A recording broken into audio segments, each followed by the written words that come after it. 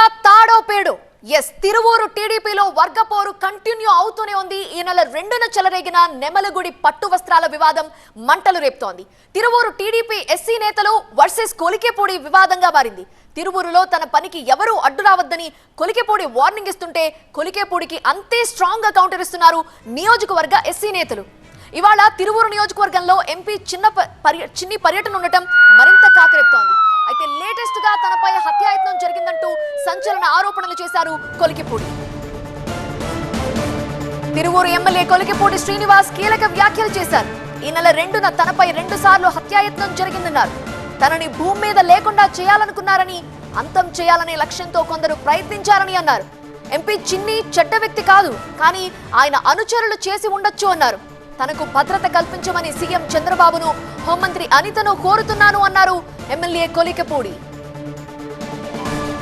Tiruvuru MLA కొలికేపూడి Srinivas ఇంకా ఏమంటున్నారో మా correspondent Sridhar report చేస్తారు.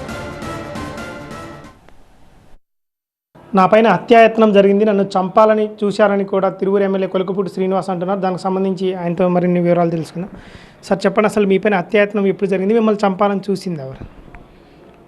ఈ నెల 2వ తేదీ రాత్రి 8:30 గంటలకి నేను, నా భార్య తిరువూరులో మా ఇంటి నుండి నెమల్లో జరుగుతున్న కళ్యాణానికి బయలుదేరాం. మేము ఒక 4-5 కార్లలో నేను, నాతో పాటు ఉన్న కొంతమంది అనుచరులు వెళ్ళాము. మా గన్మ్యాను వెనక కారులో ఉన్నాడు. బయలుదేరే ముందు, బయలుదేరిన తర్వాత మార్గ మధ్యంలో ఇంటెలిజెన్స్ వాళ్ళు దాదాపు ఒక 15 సార్లు మా గన్మ్యాన్కి ఫోన్ చేసి, సార్ ఎక్కడున్నారు, సారు నెమలి వస్తున్నారా, రావట్లేదా, ఎందుకంటే గొడవలు జరగబోతున్నాయి, దాడి జరిగే అవకాశం ఉంది అని మా గన్మెన్ సక్రు నాయక్తో మాట్లాడటం జరిగింది. అయితే నెమలి వెళ్ళేటప్పుడు ఈ విషయం నాకు తెలియదు. అలాగనే దాదాపు 4 గంటల పాటు కళ్యాణంలో కూర్చొని తిరిగి మళ్ళీ అర్ధరాత్రి 1:30 సమయంలో ఇంటికి వచ్చేంత వరకు కూడా ఈ విషయాలన్నీ నాకు తెలియదు.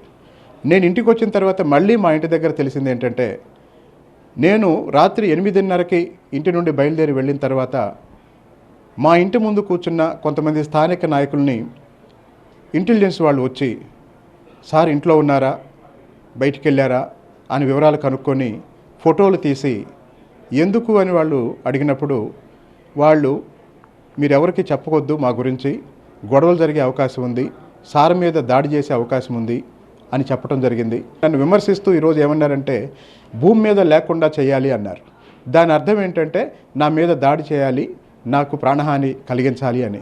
ఇవన్నీ కూడా ఒకసారి క్రోడీకరిస్తే నాకు అర్థమైంది ఏంటంటే, నా మీద దాడి చేసి నన్ను అంతం చేయాలనే లక్ష్యంతో ఆ రోజు ఎంపీ గారి కార్యాలయంలో ఎవరో తిరువూరు స్థానిక నాయకుల్ని ప్రేరేపించారని నాకు అర్థమవుతుంది. అంటే మీరు నెమల నుంచి వచ్చే సమయంలో, మీ ఇంటికి వచ్చే సమయంలో కూడా మీ పైన ఊటుకూరు కానీ మధ్యలో కూడా దాడి చేయడానికి మనుషుల్ని పెట్టారని కూడా అంటున్నారు.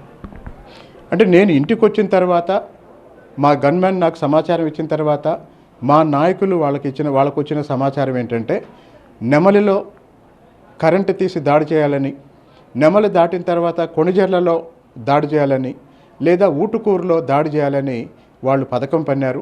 కారణాలు ఏమైనా వాళ్ళకి పోలీసులు హెచ్చరించడం వల్ల కొంత వెనక్కి తగ్గారనేది నాకున్న సమాచారం. అంటే విజయవాడ ఎంపీ కార్యాలయంలో నాపైన దాడి చేయడానికి, హత్యాయత్నానికి పథకం చేశారని కొంతమంది అంటున్నారు. అంటే అసలు దీని వెనక ఎవరున్నారని మీరు అనుకుంటున్నారు? వాస్తవానికి ఎంపీ గారు అంత చెడ్డ వ్యక్తి కాదండి. ఆయన చుట్టూ చేరి కొంతమంది ఆయన తప్పుదారి పట్టిస్తూ, ఆయనకి తెలియకుండా కూడా కొన్ని పనులు చేయటం వల్ల ఇలాంటి పరిస్థితులు ఏర్పడుతున్నాయి. ఎందుకు అంటే, ఇలాంటి సీరియస్ విషయాల్ని స్థానికంగా ఉండే చిన్న చిన్న నాయకులు వాళ్ళ ఆలోచన అయ్యుండదు, ఎవరో బలంగా వాళ్ళ మీద ఒత్తిడి తీసుకురావటం వల్లే ఇట్లాంటి కార్యక్రమాలకు రూపకల్పన చేస్తుంటారనేది నా అభిప్రాయం. భవిష్యత్తులో కూడా మీపైన ప్రాణహాని ఉందనుకుంటారా? దీనిపైన అధిష్టానానికి మీరు కంప్లైంట్ చేశారా? ఇప్పుడు మీడియా ముఖంగా గౌరవ ముఖ్యమంత్రి గారికి, హోంమంత్రి గారికి అందరికీ చెప్పాను.